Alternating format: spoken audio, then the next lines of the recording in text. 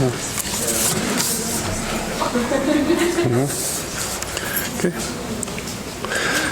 Good evening. Good evening and welcome to the second event of the 2012-2013 Holloway Poetry Series. My name is Cecil Giscombe, and we're here this evening to hear Yosefa Raz and David Marion. This event is sponsored by Poets and Writers Incorporated through a grant it has received from the James Irvine Foundation, as well as by Professor Ian Duncan and the Florence Green Bixby Chair in English, Professor Robert Hass and the Distinguished Chair in Poetry and Poetics, Professor Charles Altieri and the Rachel Anderson Stageberg Endowed Chair. Also, the Townsend, this is like NPR, also the Townsend Center for the Humanities at UC Berkeley, the Center for the British Studies at UC Berkeley, Tony Cascardi, and the Office of the Dean of Arts and Humanities at UC Berkeley, and the UC Berkeley English Department's Fund for Lectures and Events. The next readers in this fall series, which will feature writers from Great Britain and Ireland, will be Evan Boland on the 3rd of October 11th, Catherine Walsh, who is our Holloway poet this year. On October 30th, Bill Herbert. On November 13th, Tony Lopez. And on November 15th, Keston Sutherland. And on November 16th, there'll be a special event from 10 o'clock until 5 o'clock, a Boundless Poetics Colloquium with many of the people whose names I've just mentioned, including David Marriott, and as well as faculty members and graduate students from the Department of English here. I will yield the podium now to Ramsey McLaser, who will introduce our first reader, Yosefa Raz. Mr. McLaser.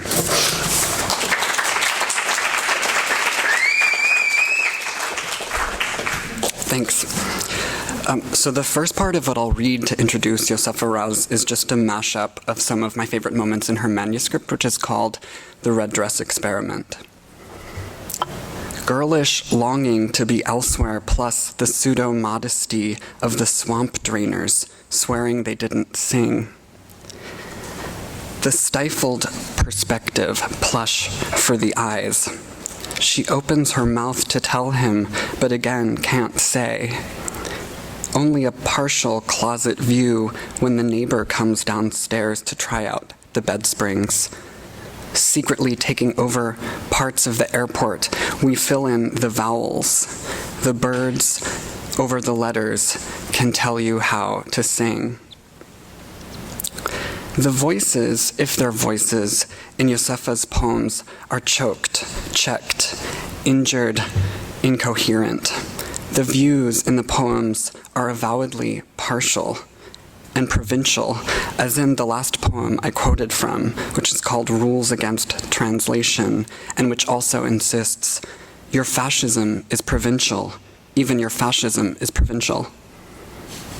And yet, the stifling obstruction and limitation that appear everywhere in the Red Dress Experiment are inseparable from its music, the language of angels it assembles piecemeal, provisionally. Blockage becomes an occasion for the filling in of vowels. If there were already vowels, they wouldn't need filling in, and there would be no learning to sing. If one were already fluent, there would be no need for the note to self that appears in another poem, must also learn the language of angels, the language of muds. We must learn that our lips are not our own, echo the Vivian girls who are among the heroines of the Red Dress Experiment. But Yosefa's poems aren't celebrations of the lips' dispossession any more than they're apologies for the conditions that lead to some people's stifling. Nor in the end do they offer learning as an antidote. They do not offer antidotes or answers. Why would they? Or how could they, you might wonder? Who exactly would expect poems to provide solutions? I think one of the poems in Yosefa's experiment begins to address, again, not to answer these questions. The poem's called The Book I Will Not Write, and it begins, this way. In the book, I will not write. There are date palms and olive trees and beautiful, heartbreaking sunsets over the hills of South Hebron and cowbells. The list continues, swearing it doesn't sing the following. Lists of names, whole chunks of archives, Semitic roots common to Arabic and Hebrew, prayers in multiple languages, and moving talk about peace. Finally, the poem says, historically confirmed dates and locations of real battles are in the book. I will not write. You could learn a lot. You could learn a lot about olive trees even, or pomegranates. Recently, Neil Hertz has written about what he calls the politics of pastoral in Israel-Palestine, arguing that a mortal sense of an archaic landscape, specifically that of the hills around Jerusalem, inflects contemporary discourses about the relations between people and peoples, infusing it with the unsteady accents of pastoral ambivalence. The accents in Yosefa's poems are unsteady, to be sure, and the red dress experiment rehearses all kinds of ambivalence. But the book I will not write foregrounds Yosefa's programmatic avoidance of the pastoral tropes whose ongoing predominance and perspective determining and indeed plush-feeling power Hertz wants to expose. Chief among these tropes is the synecdoche, or miniaturization by means of which Israel-Palestine is made to represent a range of other incommensurable regional and global realities, almost as if understanding facts on the ground there would mean understanding everything else. It's in this context, I think, that Yosefa takes leave not only of the pathos of sunsets over hills, but also of the promise of teaching and being taught. Repeated here, you could learn a lot. Withholding this promise, or relegating it to a book not to be written after refusing to provide names, archives, Semitic roots, dates, and locations, means retreating from all relation to truth, to quote a boy philosopher. But this in order to make another announcement. All this is perhaps only to return to the title of the red dress experiment, because to undertake an experiment is to do something other than work things out. This reminds me of what the boy philosopher, I withhold his name because I don't think Yosefa likes him, what the boy philosopher says about literary experiments with truth. That's his phrase, quote, whoever submits himself to these experiments jeopardizes not so much the truth of his own statements as the very mode of his existence. He undergoes an anthropological mutation that's just as decisive in the context of the individual's history as was for the reptile the transformation of limbs that changed it into a bird. But whereas the philosopher's evolutionary narrative restores certainty and narrative purpose to the very process that was just said to be jeopardizing, the red dress experiment stays with the risks of self-cancellation as well as self-contradiction. Metamorphosis becomes a matter of attaching without guarantees to what came before the self's appearance as itself, let alone its self-expression. It's as if, in Yosefa's translation, Freud's I am the breast becomes I am the dress. And this translation becomes a radical recasting of, among other injunctions, the televisual one that says, say yes to the dress. Please join me in saying yes to Yosefa Raz.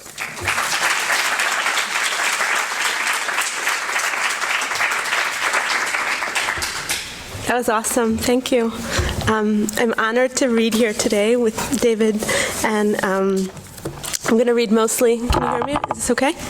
I'm going to read mostly poems from the manuscript, but I wanted to start with something else that is not in the manuscript, but comes out of a conversation with many of you in the room, and also with Ramsey. It's a little dated. It's very fall 2011 in Oakland, Berkeley, but if you were here last fall, then maybe it's still relevant. Manifesto on Weakness. In these times and conditions, I want to notice the smell of opening my Tupperware, which once carried rice and mung beans, is also the smell of a people occupying a plaza. It was only last week, it seems, occupying was the thing I was, and it was a sad, bad thing, why the classics professor from Hebrew University allowed himself to be dragged across the street in the eyes of his students. One person can occupy what someone else once occupied. At the cafe, let's talk about ambivalence, but not get arch. The time for archery is apparently over. Waking up in the middle of the night, was it the migraine or the helicopters that woke me? Are we in a war zone or a revolution zone? Either way, I am left home. Like when I threw up for a fantastic holiday, it was Purim, my father read me the holiday story as I shivered in the cold bathtub. That was the way he used to bring the temperature down. He had hepatitis. Why was he home taking care of me? Why said he stayed in eye contact all that week with me in case I did need him, though he was working hard, drawing all night? Where were we the night of the police raid? At home, I think. I made pasta and updated Facebook constantly while chopping. Last year, talked to M condescendingly. I know what poetry is supposed to be about. I've had it with all the poems of nursing and feeding. I know 5 languages on paper. They are dead languages. What could I learn in the rest of my time if it wasn't for the bruises on my arm? I want to tell you about being a warrior. The morphine wasn't so bad. They gave me oyster crackers and apple juice. They asked, has this interfered with your daily life? Oh yes, it is a fever. I am not myself, but somehow still having to teach about the new futurity. One guy with a scar across his wrist says it's ridiculous to consider time outside of linear time, as if a pregnant woman and her trimester is an independent unit. There's biology. I'm counting the days like a brocade with gold bells, and also the usual countdown of the semester. Then I'm counting the days I've been down. I'd like to call it something else. Yes, down, as if struck, and at the same time alongside us, at the same time inside us. The revolution is happening, which my friends say is already happening, or not at all. And there's also the solemn and furtive counting of friendships, somewhere between letting go hurt and terrible small scandals, and at the same time, you're going to die. And I once thought friendships were worth more than anything, my whole life. And now it's the revolution, every day meeting literally hundreds of new people, which is a good thing. Some poets writing about hammers. There are more asterisks than I've ever seen previously, but I just discovered the medium for revealing radical inequality. It is not what you think it is. It is in the doctor-nurse romances that come out of my neighbor's garage, or the women's weepies. If there's no tear-jerkers, it's not my revolution. So there's a lot of collages in the Red Dress Experiment, and I just want to cite a few of my sources. A lot of text from a book by Henry Darger, outsider artist who wrote and illustrated this giant work of fantasy that he called what is known as the realms of the unreal of the Glandeco-Angelian war storm caused by the child slave rebellion. So there'll be some of that, and there'll be just a little bit of Walter Benjamin, and then the last poem that I'll read is sort of my version of a Cornelius Eady poem called The Dance. Sweetie Pie. One of the most beautiful names that a girl can have. Almost impossible to walk because of being compelled to start rolling down the rise of the round. All the trees there had been at once torn down or blown away, because it ends with a vowel flow indicating a full-grown typhoon. It has an elegant and graceful rage in its full duration. Big holes were noticeable. Another terrifying cyclone, much wider and more intense in force, tore along the city, also special because it is not as common, including 30 cattle cars. Unlike some names that make the girl sound like a total bitch. Parents who named their girls broke from their moorings and drifted out to sea. None returned. Even coral reefs were rent and tossed. More likely a name for the withering fury. Any girl with this name is likely to be pretty. Remnants of the wrecked buildings were found 40 miles away. Hands down, the best kisser ever. All the biggest trees had thundered against the ground as they were hurled down. You're going straight to hell, being thrown into a ravine, the air also being full of flying branches, rain coming down in perfect sheets because she's sinfully good, made dizzy. I'm telling you, being slightly more quiet upon examination.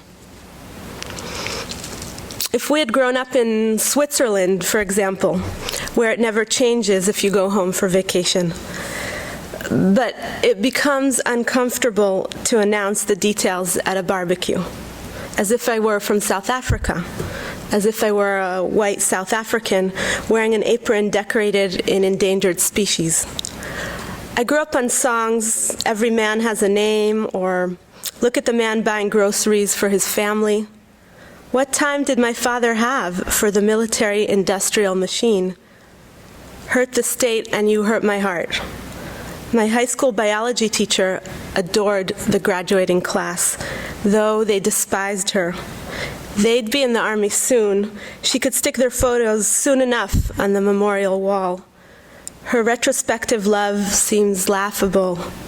Her experiment with pickles. I want to reiterate that we did learn Arabic, nicknamed our Druze teacher Intifada, despite the covenant of blood, and no longer went to Jericho in Feshcha to irritate our little girl vaginas with salt water.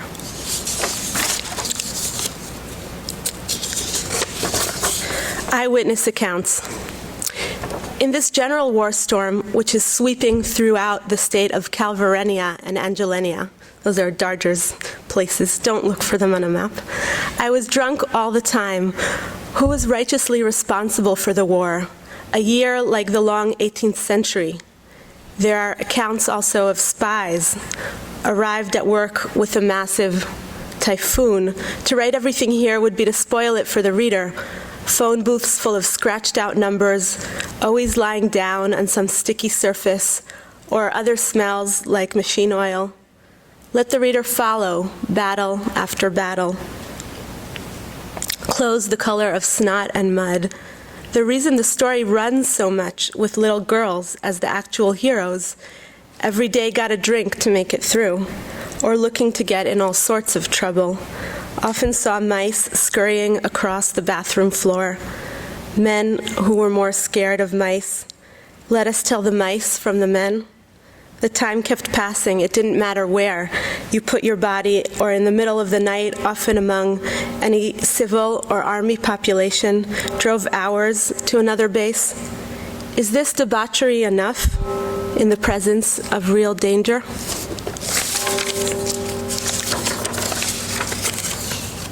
Rules against translation. And maybe I'll say here, I refer to Area A, B, and C, which are references to the Oslo Accords between Israel and the Palestinian Authority. And Area A is supposedly the area that is only under Palestinian control. Area A and B are jointly controlled, so Israel is supposed to be in charge of the security while the Palestinian Authority is administering it, and then Area C is to be negotiated, and there's some fictionality to those terms. Rules against translation. Do not use Hebrew. Use crayons. If war does not sing, it makes noise. Do not write in Hebrew. Macabre comes from gravedigger. I wanted to write stories like the Babzi twins, their great journey on bicycles. Area A, Area B, Area C. Let's not embarrass ourselves. There are minefields. No pushing at the farmer's market. If you wear long sleeves and a long dress, do not ask the taxi driver about the Psalms. Do not describe the architecture, that poster of the Doors. Do not name your city. In a group, immediately switch to English so as not to offend. You can play the clapping game. English. Now English. Stop. English. Transcribing ch. I heard it was like clearing your throat. We have forgotten the celestial sounds with our shopkeeper hearts. Don't sprinkle tidbits of your serious self like food for goldfish. Your fascism is provincial. Even your fascism is provincial. Only a partial closet view when the neighbors come downstairs to try out the bed springs. No traditions, okay? Secretly taking over parts of the airport, we fill in the vowels. The birds over the letters can tell you how to sing.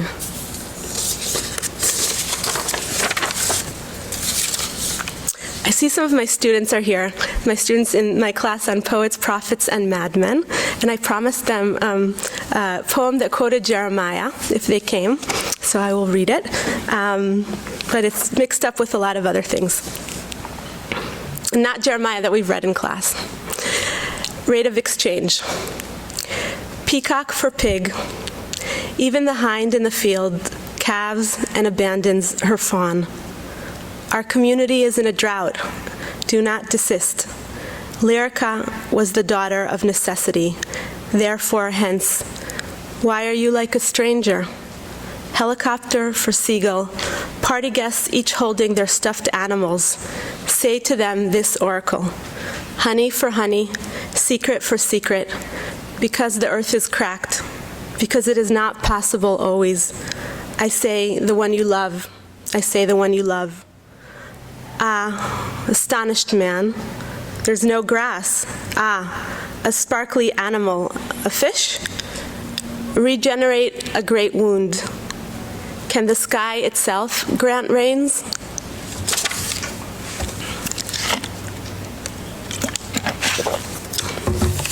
I want to do something kind of odd, which is to read a very old poem from 2004 that I then revisited recently. So I'm going to read both versions. The first one is absolutely true, but I don't write poems like that anymore. And it's the title is Security Check at Allenby Bridge, which is a bridge between the occupied West Bank and Jordan. So it's one of the only places that Palestinians can go back and forth. Security check at Allenby Bridge. I took an old man's nail clippers, safety pins, chocolates. I tore wrappers off birthday presents that were never meant for me, shook out a thin, quiet woman's underwear. Every cup the woman in the dusty black dress packed a newspaper so carefully, white china with a green stripe, went into a plastic cart. She pulls at my sleeve. Perhaps she is saying, don't break them. They told me, protect the security of the state, wear the uniform with pride. How to say, hada mamnua, this is confiscated. Ruch minhun, go in this direction. How to take the women aside to a booth when the metal detector goes off. Make them remove bracelet after golden bracelet. Pass the handheld detector over arms and legs, chest and back. Little prices to pay, they say there's no choice.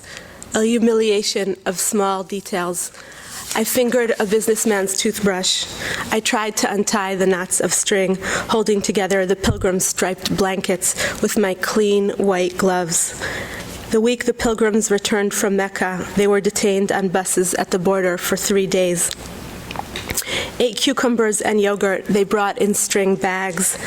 A tall man carrying a beige suitcase told me, "We are so glad to be home." The Jordan River slowed to a trickle, the lowest spot on earth.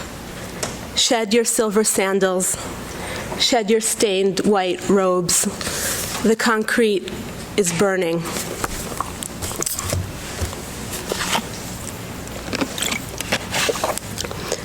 When they crossed the border, she opens her mouth to tell him, but again, can't say. Solomon or Moses campaigns, preferably from several fabrics of different colors. Peace with Jordan, right just across the river. All night, open up this area of continual disturbances. In shifts, fed canned meat for breakfast, and keep checking them through. This is what you do in a war, or to prepare for peace. The stifled perspective, plush for the eyes. Did I say already my job was to look through their luggage? The appearance of walling in a massive eternity, already known as the spaceship white gloves of me, through the metal detector. If a woman had her uniform tailored, it was better, but sinister. Why would you want to have a tailored army uniform? Their police wore house slippers as if under house arrest, the use of concrete and cement. This population suffocating in the narrow, tangled, putrid alleys in which it was forcibly confined. There was a reoccurring fear to be mistaken for prostitutes. Did I tell you about the dawdled mornings, my black sandals, which were regulation? Only he didn't think they gave a professional appearance.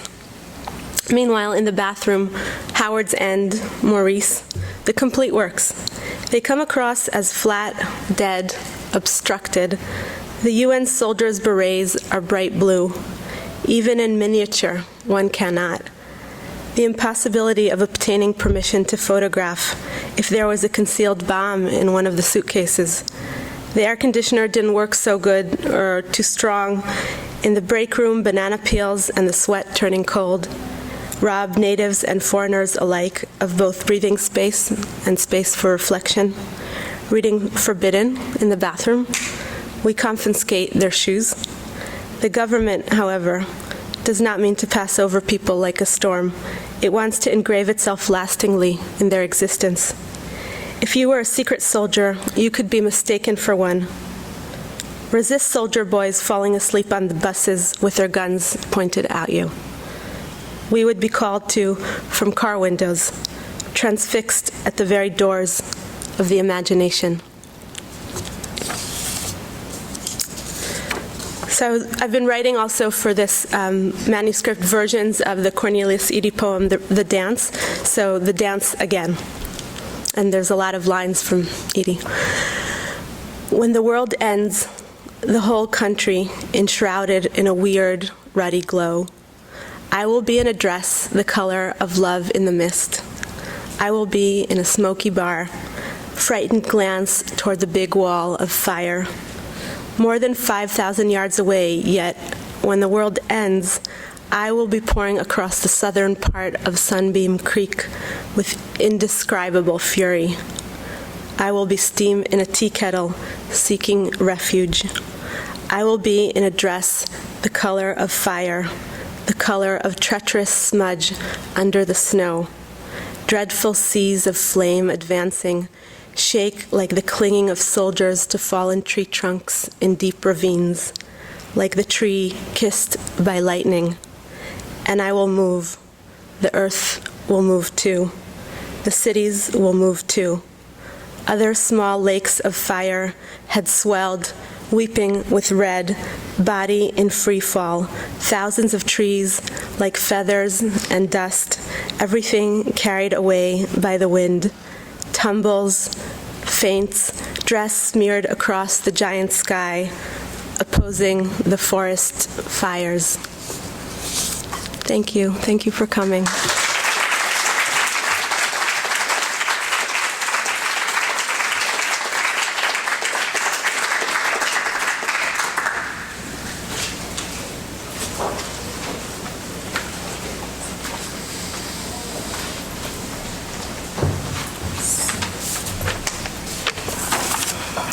Thank you for that wonderful reading.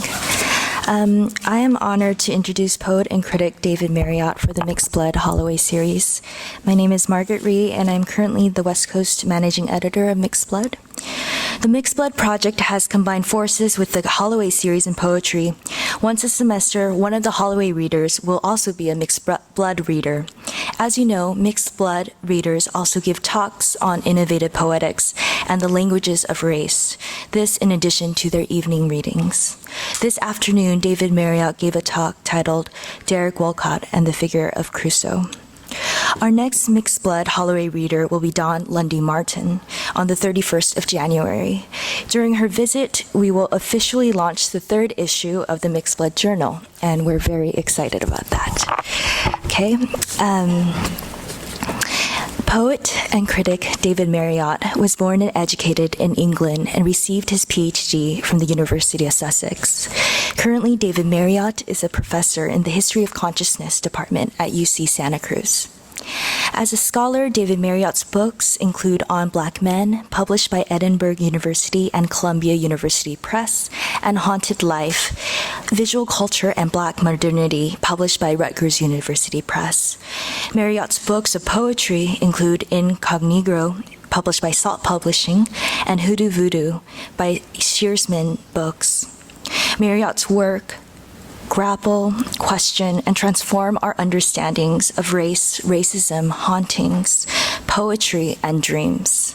As a distinguished guest of the Mixed Blood Holloway series, Marriott's innovative writing cuts across conventional literary, academic, and social categories. In doing so, Marriott leads us to transformative ways of understanding, living, and dreaming within our world. As Cecil Giscombe writes on the Mixed Blood Project, quote, "The series is quite unusual in its emphasis on literary innovation and its deliberate and very aggressive emphasis on race and the languages of and about race," unquote. It's also an unusual series because it pairs talks by poets along with their readings. And we are honored here at Berkeley to hear David Marriott's vital words, which trouble the boundaries between theory and poetics and the languages of and about race. Within racial theory, race has been described as a formation, as an organizer, as a technology. Through David Marriott, we learn how race can also be a poem, how race can also be a dream. As noted by Ramona Hook on Hoodoo Voodoo and Marriott's first critical book on Black men, Marriott troubles racial logics by daring us to dream. Marriott urges us, quote, "to dream selves differently and contest the dream work of racist culture in its verisimilitude," unquote. In 1952, Langston Hughes asked, "What happens to a dream deferred? Does it dry up like a raisin in the sun? Maybe it just sags like a heavy load, or does it explode?" Marriott's poems are daunting, challenging, and they devastate us in all the ways a poem should. We can understand from Marriott that perhaps race must be a poem for us to really understand and to explode. Marriott's poetry reminds us of the explosion Hughes foreshadows, the kind that we need to experience to begin to change our world still structured and organized by racism, a world in which racism shapes lives and premature deaths, as Ruthie Gilmore has written on the prison industrial complex. As beautiful, explosive, and deepening as Marriott's poems are, we need to take up this invitation to begin to reimagine and to begin to dream. As Marriott writes in the title poem of Hoodoo Voodoo, quote, "Imagine a poem," unquote. Thank you, David, for helping us reimagine. Please join me in welcoming David Marriott.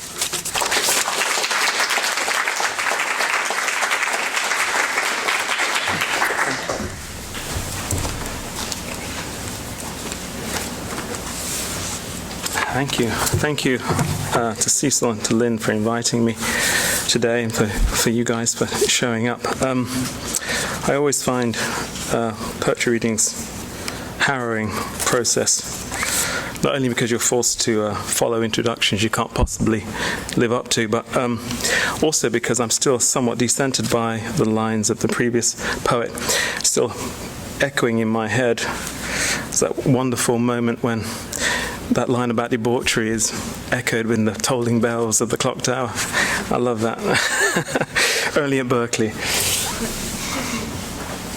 So what I'm going to do today is just read from a new book, which is called The Bloods, and some newer work, which is from a chapbook which is coming out this year. It's called In-Neuter, hyphenated. So I'm going to begin with In-Neuter. One of the things which struck me when I first moved to San Francisco, I used to, walk the streets at night, very early in the morning, because don't sleep very well. And I used to notice a lot of these people going through the bins, collecting, bottles and plastics, metals, whatever. Anyway, it's like a fugitive community. You only seem to, you see them in the daytime, but there's a lot of them at night. And a name for them is the Redeemers. So this is what this poem is called, The Redeemers.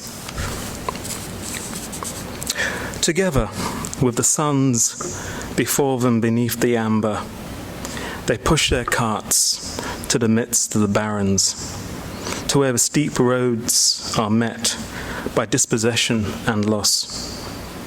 The hope is for day always. The richest binds, they heft to the night, pioneers of the nameless bound to the discovered weight with no tale to tell. Scribe the sodden bins, the unwanted. In the darkened cities, comb through the drifts, the finished shards of plentiful loss. Scavengers, make the task, take the heart forward, lest all be lost to abandon to a world without hunger or restraint. Taste it in your mouths, these tithes that prosper, without risk or remembrance, sacrifices, beggars of the never was. Push these carts. You do not know how far they've come.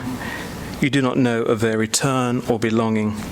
Come, take up the life day dirt on your way to the depots, looking for the signs, the anointing, but seeing nothing but dust.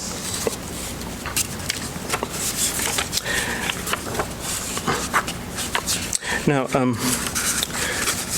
unlike a lot of my American friends, I'm still interested in pursuing or thinking through the lyric as a viable form, which is not so much disenchanted as a thoughtful, philosophical, dialectical form for me. I'm just citing Adorno back at you now. But it still remains a potent form for me, and that's why a lot of these poems I'm going to be reading tonight are lyrical, but broken lyrics. When I'm writing lyric poems, I'm not occupying a voice. Each word found is like, a newly shiny object discovered under a bell jar. But when you put it down into the line, you find that the glass is clouded over. And that's my experience of writing lyrics. It's not a simple process of emoting. It's a dialectical, reflective, broken process, full of opacity and daring, but also risk. This is called Noticeboards, and I explained the first figure.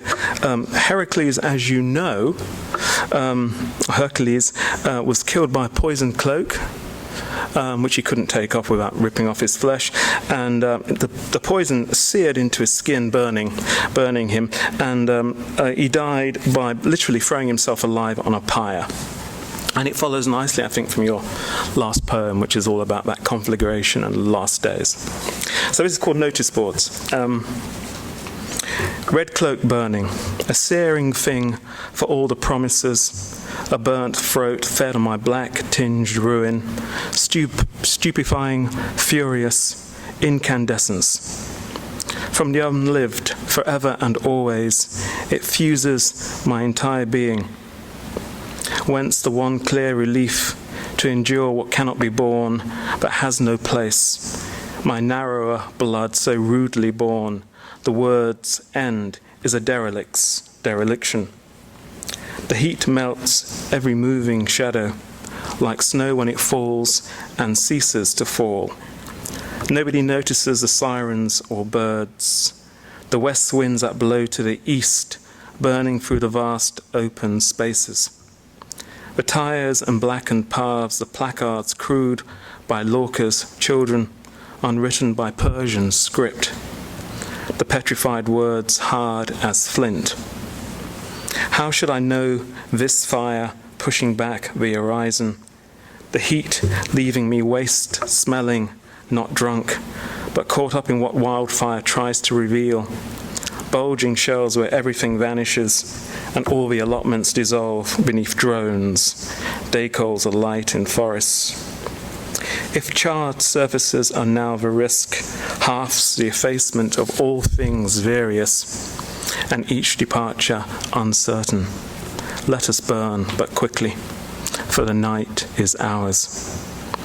And only then, unknowing, scorched black in our emptiness, the unrequited and forsaken, without anyone near to hear them, so turn to ash. Then we, oblivious, could surrender these houses as we linger still on melting roads. Reminded me of your concrete line. That's why I read it. Okay.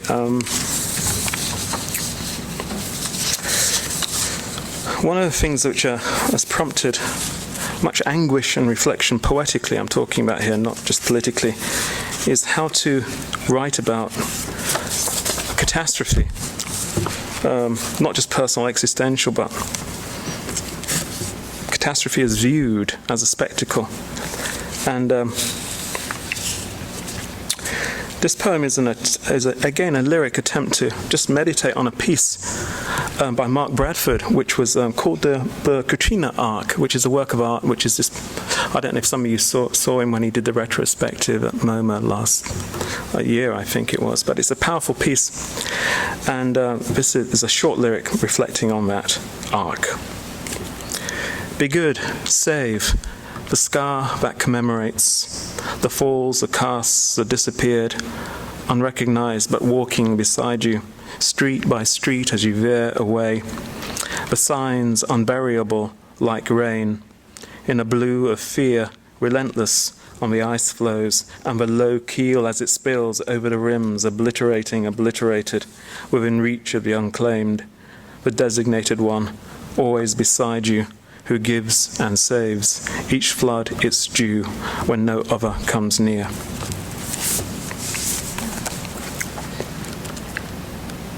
So now I'm going to turn to the book, and I am going to read a few pieces from it. This book is in several sections. I'm just going to read a selection of poems from it. I shall begin at the beginning, which is probably just as well good place to start as any. This poem is called Lorem Ipsum. Lorem Ipsum is part of a text which all typesetters use to set pages, but the actual text itself is from Cicero, and it's a very interesting text on the close relationship between pain and pleasure. I'm sure typesetting is both. Okay, Laura, looking at signs these days is all I can manage. The world of drifting glances as if so much flotsam and jetsam is where it begins, and what disturbs the eye is a line where boredom subsides beneath panelled ceilings. It is a ground pawned because of a lifetime, when projects burn in thrall to new flames and heads roll as if by magic, and a revolution feels cheap because no longer immaculate, especially in summer. Maybe because the intervals are now much longer, and the signs not so easy to read, because like most of us, they sweat too. The red ones wink at me as I go past. Objects are not things. Among the populace, the lynched body does not resemble an image. Only the other can save us, even though he wears funny peasant shoes and walks like a German. In the cellar, a smell of mould and excrement, and in the obscure darkness, the blackened and burnt stumps of existence. Hard to forget the relief of not taking a bath, having just gotten reacquainted with the swarm inside my crotch. Things are not objects. I lie down in the rain, decked out in my tiredness, bound to what must be remembered, what is absent. I reach out my hands but see nothing. In a poem, silence sounds like a gunshot. To the flame, darkness is an offering in the moment just before something happens. This poem is called The Virus Called Smith, which, as you know, is a reference to The Matrix. Okay. The Virus Called Smith. Sometimes at the end of a day, the dream is of ashes in the yard. A white dog with sorrowful eyes hunting near parked cars, howling as if he'd never lived. It's true, the weather turns so quickly. The cold that was meant to be bracing is too delicate and scorching, a lesion upon the verge. And the buckets that we took from the reservoirs, so dark, so fleeting that we had no fear, hold nothing except lures. The thrust has taken us far, from islands of refused delusion to horizons rimmed by curves of snow. Inside the matrix that contains the all, a window with no views. In the real world, after all, each escapee falls and wakes up not far from a shingle shore, drunk and naked among nettles, and wishing themselves home after the hazy night before. 2 servings of rum vindaloo won't help us, and the water that we laved in handfuls now coils in the jars, dirty, surreal, unknown. There's no escaping it. We're happiest when we drink alone. When we turn to go back, we take so many pills, we open a magic door. Agent Smith's tumbling eyelid in plain sight, sunk in a single form.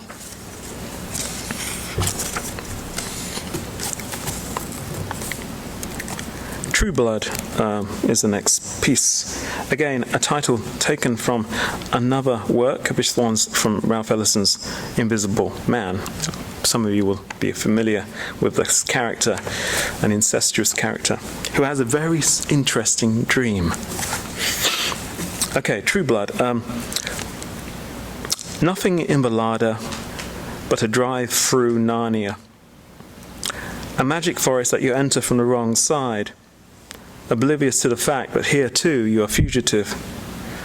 At a thoroughfare, a lion shouts no blacks, but your hormones say otherwise. Better to follow the body to its ancestral end. Ejaculate on the clock face. Mouth gaping, a queen leaks snow from every orifice. From the rock pools, beavers let out a rattling rebel yell.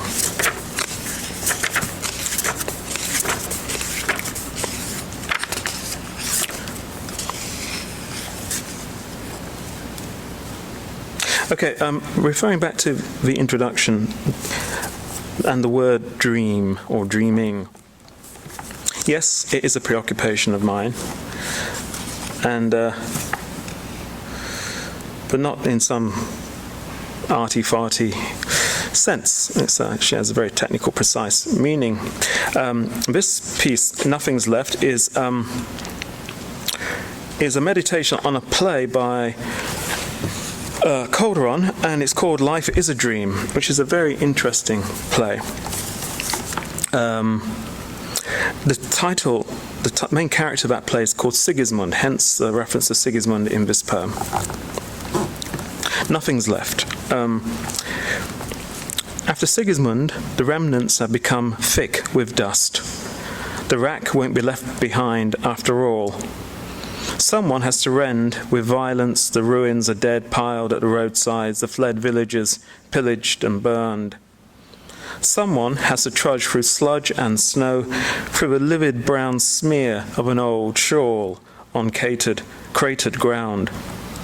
Someone has to make legible the shards, sleet and birds, the angels hacked by windows, the bleached tongues possessed by the curious taste of gall.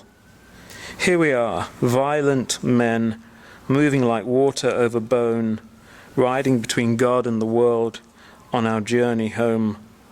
Our clan is El Dorado.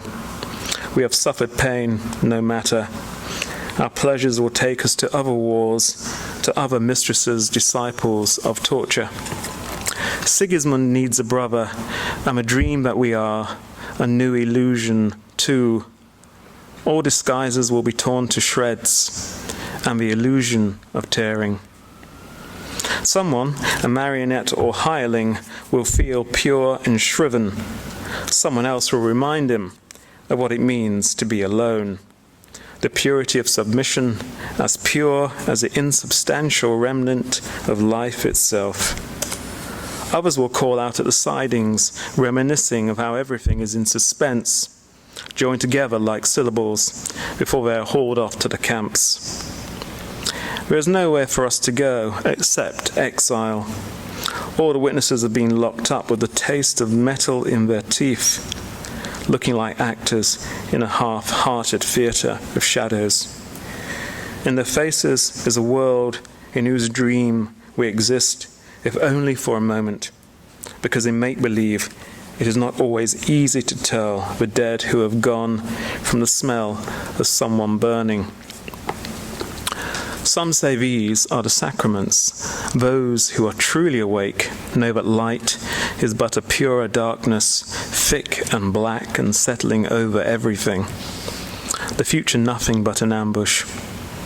Let the bodies hanging from trees make way for those who are neither seen nor touched. We are living proof that everything fallen is falling still. So what if we dream of a king who wakes up ashamed, mad as he goes, gun in hand, down into the depths with unopened eyes? His radiance is oblivion made visible. Someone has to clear away the grass growing over the gaping grey eyes. Join Sigismund in his dreams, outliving the desolate expanse of his vigil. Okay, just going to move on to some newer work, I think. This is a piece called Livia. It's a prose poem, and it's for two female voices. Obviously, I can't do that, so I'm just going to read it. Maybe you can find out which voice is which, I don't know. They came, the silent ones from the flooded plains, the mourning ones unknown to us, the broke ones hostile to our ways. They came having walked for days like flies to freshly poured milk. The first ones held aloft coffins in gold and rode dragons pushed on by unrelenting winds. Behind them in harness, more men hauled wagons full of newly whetted blades. The long march had made them pious, hungry for excess. They caught sight of us and set down their burdens upon biers. Clearly they awaited an answer from us, and on a land beyond forgiveness, white-headed, our war men set out from the gates. I will name it thus. I will name it the end of days. It was a day when every shadow trembled and the horizon shrank to the size of cages. Every house opened itself wide to death, and the earth shook as if dumbfounded. The wise spoke softly in their humiliation, and fear haunted the announcers who remained shrouded in a cloud of questions. Flocks moving across the lakes became an omen, then the lakes themselves as they turned to mud. The elements wore symbols, as did the laughter of gazelles. That is how events presented themselves, like fevers freed from an immune body. How far had they come? The first among them lowered their hoods and held out to us the most enigmatic of gifts. Signs, unrelated even to the life of things, without ornament or genus, memory or idiom, or indeed the law of each thing as it really is. The impossible possibility of permanence. The most exhausted among them made a ring, then a second, likewise a third. Others went on trudging through the drifts up to the bastions. The last of them camped near the animals, huddling under shelters cold and quivering. We've come, they said, because our lands are dry. The earth is unknown to us. She will not nourish our time. All has ended, and the thing we feared we have become. Nothing but lament and weariness, atrophies meaningless like gnats in the furrow. For where emptiness has been, desolation must follow. We listened to them and bade them be on their way. Yet prior to this they sat squat, and their limbs trembled, and their eyes wore curtains of mist at the edges. Men of drift, never the originators, unable to stand their ground when arrows rain down like black birds, and spear shafts root deep into the earth, yet unfit for the alignments of nature. Of pastures they would know nothing, nor of the cloistered condition. For people such as this, the wish of all, the last wish, is always to believe and at the same time not to believe in permanence. Certainly we could have raised our lances and slaughtered them, for fear if they are felled, who shall come after? And yes, as the guards stood around the three rings, we knew anguish lay among them. Was that really something to be agitated about and to disturb the night for? At a point they have reached, we knew every death was a miracle and every dead thing a shrine. Besides, it was all too little and too much. Everything was trembling. It was not the void that mattered, but that which made it possible, its limitless plausibility. It tugged at our eyelids, fell in the middle of a sentence. The world had narrowed down to a single core of mud and ruin, and everywhere people were just collapsing or kneeling down in the ashes, trying to grasp the meaning of what had happened, and at the same time desperate to forget. As if the truth was no more atrocious than its expression and the complicity that maintains it, an alibi ruptured by loss. Tomorrow they will be reminded of our madness and childhood sacrifices of a law more fragile than thought, but tonight they will sit with us silently, listening, waiting for the remains, for what remains after the fires in the mountains and in the desert winds, searching for their abiding, forever absent witness with no tale to tell.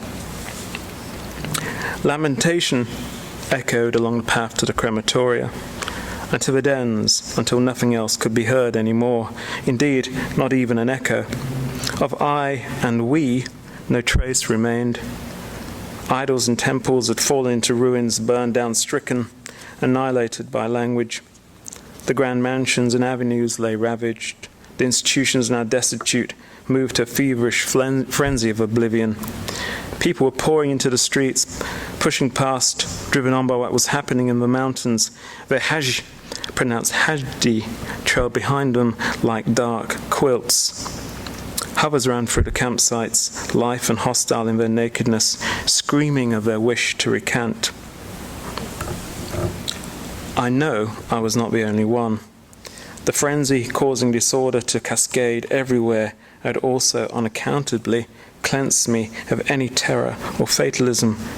The negations had to be repeated and an image given them, in pursuit of which I realized that my truest speech, radiating pure malignity, received inordinate praise, but my joys and happiness provoked despair, and quickly encountered violence, the well-persuasive, no longer the truest bastard. What sentence could ever define this imperishable power which one day gave me a sense of myself, making me too awful, too tremendous? What sentence could ever express how I had been stripped from the illusions that haunted us, the contours, the configurations, or from the start the unshaking and hacked parts they yielded to us, the splinters, the fragments? I walked out among the plains as if paralyzed by an enchantment.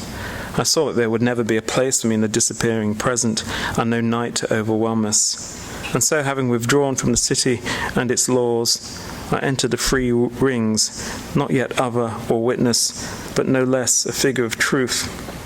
My crude masks made me look strange, unrecognizable. My joy dissipated in convulsions that soon shook me to pieces, showing how destitute anyone is who settles for shame and sentiment. I was an angel of discord and murder under the care of creatures of insatiability and ignorance. My great elector died then too. The spirit that drew us together separated us too much, draining away both our senses. Things were simpler after the birds pecked out his throat and I threw his shriveled body down the well. He was as a world to me, but already too heavy, unspeakable. And so it was the most natural thing that he too seeped away in the mud. Motionless they sat, waiting for light to end, for the lamps to sputter out in the darkness, feeling immense pleasure despite the mortal limits of endurance, boundless in the hope that the world will no longer exist. In their eyes were tears of separation, but also the thrill of anticipation. They will wait for 1,000 years, no doubt for the least desolation, the least lamentable temptation, joined once again to the purest terms.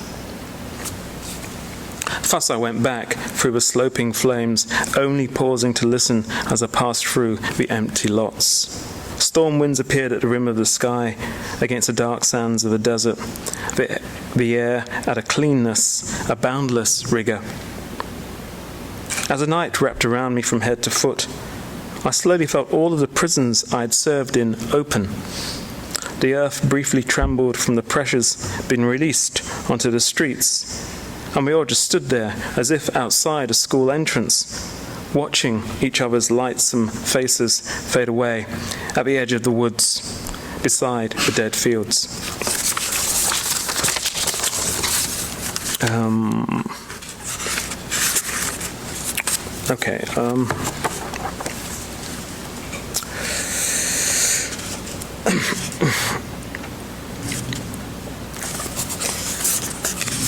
Sorry, I'm just looking for a poem which I'd like to end with, I think.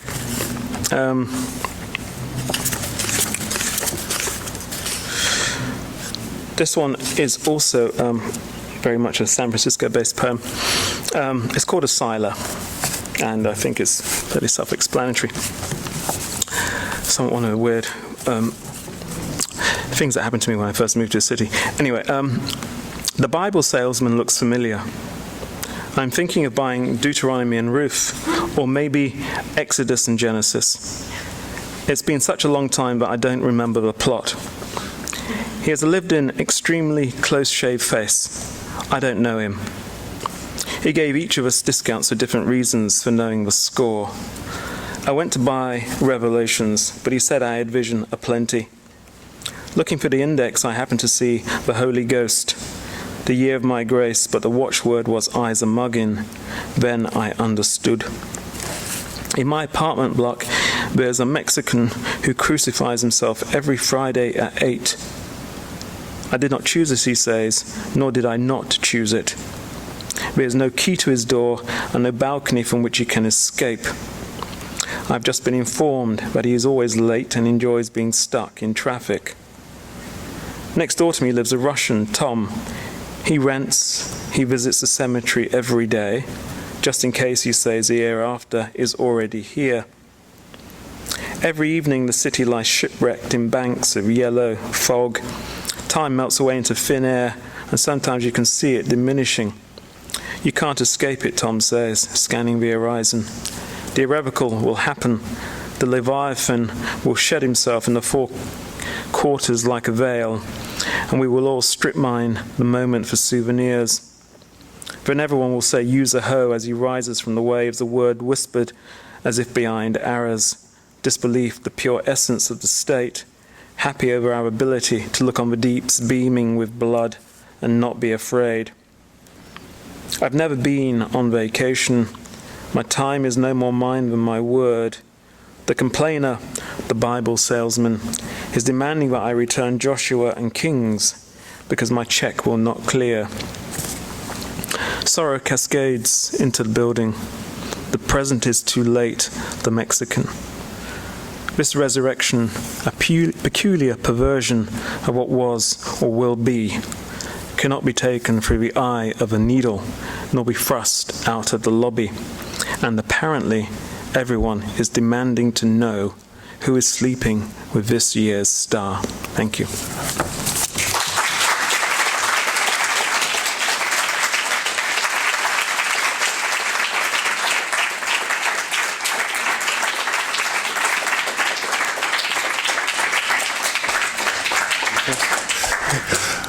My thanks to our poets, to our introducers, and to you for coming out this evening.